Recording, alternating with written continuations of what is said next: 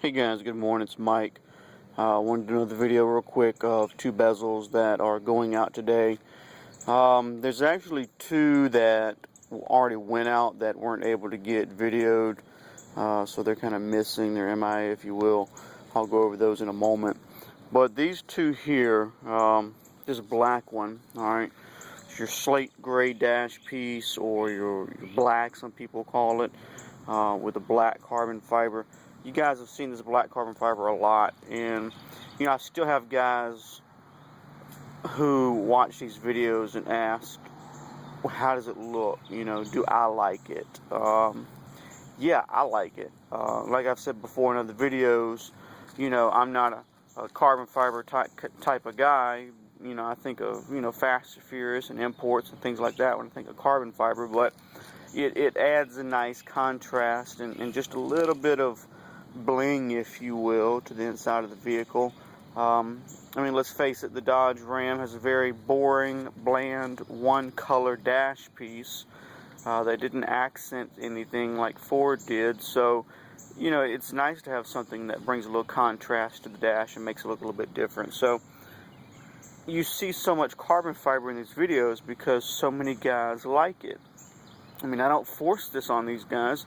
I mean, ask Cameron, who owns this one, and Brandyn that owns this one. You know, they chose this because they like it, and that's the thing that's behind it. It's a very, very popular color, very popular pattern, and it just looks good.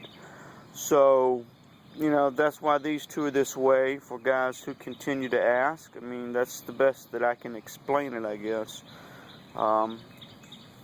But this one here, like I said, goes out to Cameron Johnson. He ordered this off my website. He sent me his dash piece to be modified. You know, depending on workload, everything, you know, has a time frame that it takes. But I've had this piece ready for him for quite some time, so all I needed was his bezel to be delivered, which it was yesterday. And so I took it apart, put it back together, and it's going back out to him today.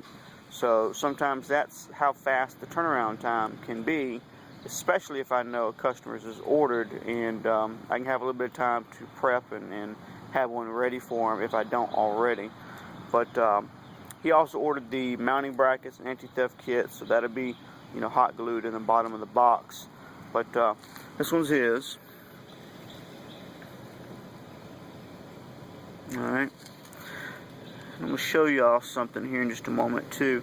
Normally when I send out confirmation emails of everything that has been shipped, my neighbor, of everything that's been shipped, I also send some pictures. And in the little information that goes out, you guys see this little flat piece right here. Do something. It's right here, right? Sometimes, depending on how you mount your bezel, your radio, that will get in the way. And so I always put in the information that goes out that may have to be cut out. It just really depends. On this one, it sits a little low. On this one, it doesn't sit so low. And it just really depends on how the radio is set up in the bezel. But overall, I don't cut that during shipping, because when you cut that, it allows the bezel to twist and flex, and it's just not good. So if that is in your way when you're getting ready to do your install, feel free to cut it. Once you have it in your possession and it's not in transit, it's not getting bounced around off trucks and abused and, you know, neglected and mistreated, cut it. It's not going to hurt anything structurally, and it can certainly clear some room to, you know, fit your radio. Now this other one that I'm showing you here, this taupe dash piece, is well, let me correct myself. This one here is Cameron's, the taupe dash. All right, this is the one he sent me. I'm sorry. So Cameron, forgive me. Everybody else, forgive me. Excuse me. It's still early in the morning, but this is the taupe piece that, you know, he sent to me. All right. Now this black piece is actually Brandyn's. He picked it up off my site also.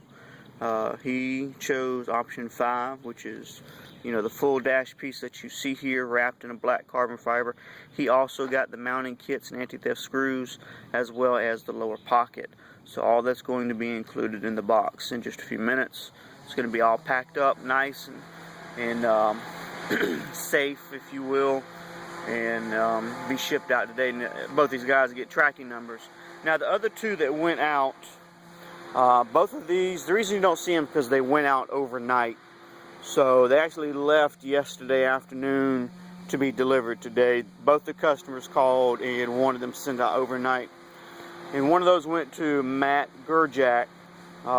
He ordered just this centerpiece that you see here in carbon fiber, but in a primer gray, a high build primer that he's going to finish himself. And that goes out to Michigan. And then, excuse me, the other one was Mike Carter, who also ordered just the centerpiece. Now, Mr. Carter does Midwest Customs. They are a car audio shop, and evidently one of their customers had a project, and they found themselves a little short on time, or either didn't want to invest the time or the skill set. I'm not quite sure, but they ordered that centerpiece from me yesterday. It went out overnight. It'll be there to them today for their customer, and they're going to paint that solar yellow. So one of the things that you'll find with audio shops nowadays is if it doesn't come in a box, they don't know how to install it. That's not to say all stereo shops. There are a lot of car stereo shops that still do old school custom work. They're really hard to find. There's none locally here to me. We've got 4 here locally, and let me tell you, if it don't come out of a box, if Crutchfield says it won't fit, then they swear by the Bible it won't fit. If it doesn't have a harness, they don't know how to wire it. And that's not necessarily good or bad. I mean, I guess they play it safe, but a lot of install shops these days do not get into custom work because it costs money. It's labor intensive. It ties up their time when they could sell to another customer something out of a box and it fit, have it installed in half an hour, and, you know, be out the door. So it's good to see some shops, you know, still do custom work. And it's good, I guess, in some ways that they don't, because this allows me to do what I do for you guys at a much cheaper cost. There are some car audio shops I have spoken with, I know, that do custom work, and I've spoken to some of them, and for a bezel like this, it's around $400 and up. I spoke to a guy yesterday in Maryland about an iPad install that one of my guys keeps asking for, and I was telling him, you know, $450, and the shop I was talking to was telling me $850. And my guy thinks I'm priced too high. Well, am I? It's $400 difference. I'm $400 less than he is. Am I priced too high? And so anyway, it is what it is. A little bit of rant this morning, I guess. These are the bezels that's going out today. You guys enjoy the video. I appreciate you watching, and you guys have a great morning.